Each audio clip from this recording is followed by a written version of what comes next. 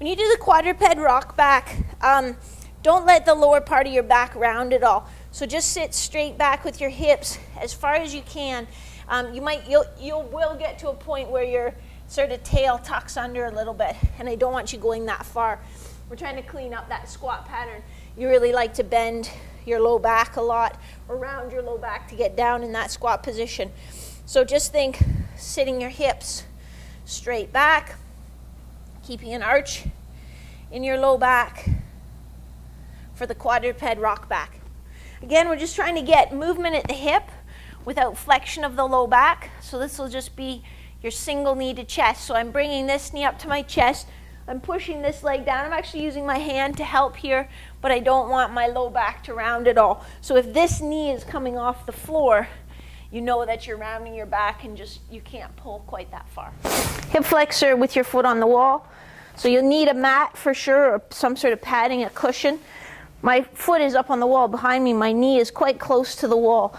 And then I want to keep my neutral back position. So I'm just going to come up slowly until I feel a stretch in the front of my thigh or my hip. For some of you, that might even be this forward position. And that's okay to rest your hands here and just feel that stretch. And as the stretch dissipates, come up a little higher.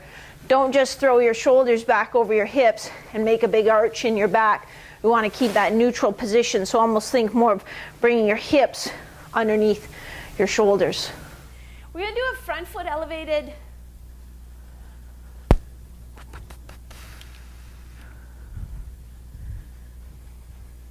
We're going to do a front foot elevated split squat because your hip flexors in that back leg are really, really tight.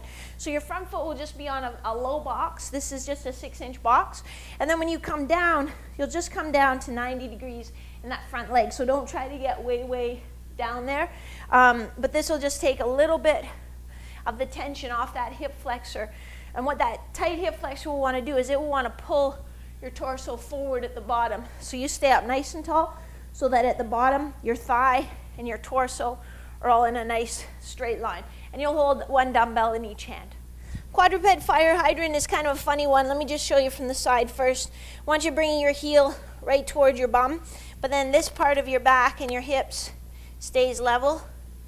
And you just bring that knee out to the side as far as you can without rolling your hips. So you don't come around there because you have to rotate your pelvis or you have to rotate your low back. And you should feel fatigue kind of in the outside of that hip as you go.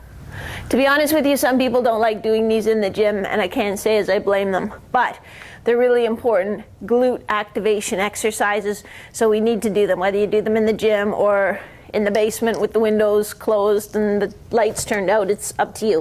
We're going to start in a hands and knees position.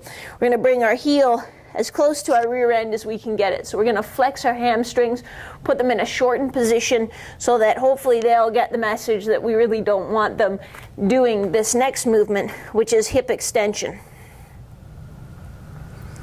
So I don't want any movement here, no movement in my lumbar spine whatsoever. You can see I'm not even or just barely getting my thigh in line with my torso.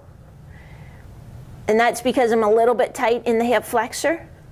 So if I kept trying to push it to get up there, that would come from back extension, not hip extension. So watch yourself, and I think very few of you will get beyond even with your torso. We use this one a lot in our warm-up, so it'll be familiar to you, but it's your active dorsiflexion.